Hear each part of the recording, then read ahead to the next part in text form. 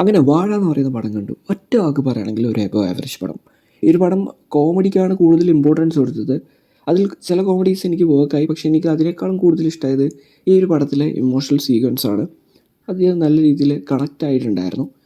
ഇപ്പോൾ ഈ ഒരു പടത്തിൽ എനിക്ക് ഏറ്റവും ഇഷ്ടപ്പെട്ടൊരു ഇമോഷണൽ സീൻ എന്ന് പറയുന്നത് സാഫ് ബോയും ജഗദീഷും തമ്മിലുള്ള ഒരു കോൺവെർസേഷനായിരുന്നു. അത് നല്ല രീതിയിൽ അത് പോർട്രേ ചെയ്തിട്ടുണ്ട്. പിന്നെ അതേപോലെ തന്നെ ഈ ഒരു അസീസും സിജു സണ്ണിയും തമ്മിലുള്ള ആ ഒരു കോൺവെർസേഷൻ, അതൊക്കെ എനിക്ക് വളരെയധികം ഇഷ്ടമായി. അപ്പോൾ ഈ ഒരു പടത്തിൻ്റെ പ്ലോട്ട് എന്ന് പറയുന്നത് 3 കുട്ടികൾ ചെറുപ്പം മുതൽ തിക്ക് ഫ്രണ്ട്സ് ആയിരിക്കും. അവർ ഈ ഒരു സ്കൂൾ ലൈഫ് കഴിഞ്ഞിട്ട് കോളേജ് ലൈഫിലേക്ക് എത്തുന്നു. ആ ഒരു ജേണിയും അതേപോലെ തന്നെ അത് കഴിഞ്ഞിട്ട് കോളേജ് ലൈഫ് കഴിഞ്ഞിട്ട് അവർ ഫേസ് ചെയ്യുന്ന ഇഷ്യൂസൊക്കെ തന്നെയാണ് ഈ ഒരു പടം പറഞ്ഞു പോകുന്നത്. അപ്പോൾ ഇവർ അറിയാതെയോ കുറേ പ്രശ്നങ്ങളുടെ എടുത്ത് ചാടുന്നുണ്ട്. അതൊക്കെ ഈ ഒരു പടം പറയുന്നുണ്ട്. അതേപോലെ തന്നെ ടോക്സിക് പാരൻറ്റിങ്ങിൻ്റെ ഒരു ഭാഗം ചെറുതായിട്ട് ഈ ഒരു പടം കാണിക്കുന്നുണ്ട്. അപ്പോൾ ടോക്സിക് പാരൻറ്റിങ്ങിൻ്റെ ഒരു ട്രെയ്റ്റ് കാണിക്കുന്ന കഥാപാത്രങ്ങളാണ് ജഗദീഷ്, അസീസ്, അതേപോലെ തന്നെ കോട്ടയം നസീറൊക്കെ തന്നെ. പക്ഷേ ഒരു പോയിൻ്റ് കഴിയുമ്പോൾ അവർ നല്ല വ്യക്തികളായിട്ട് മാറുന്നുണ്ട്. ആ ഒരു ടോക്സിക് ട്രെയ്റ്റ് ഒഴിവാക്കുന്നുണ്ട്.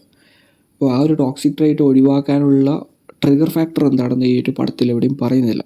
അതായത് തുടക്കം മുതലേ വളരെ റൂഡായിട്ട് നിൽക്കുന്ന പാരൻസ് പെട്ടെന്നൊരു സുപ്രഭാതത്തിൽ വളരെ കാമൻ ക്വയറ്റായിട്ട് കുട്ടികളോടൊക്കെ സംസാരിക്കുന്നുണ്ടെങ്കിൽ അവിടെ ഒരു ട്രിഗർ ഫാക്ടർ വേണം, അല്ലെങ്കിൽ ഒരു എൻലൈറ്റ്മെൻറ്റ് വേണം.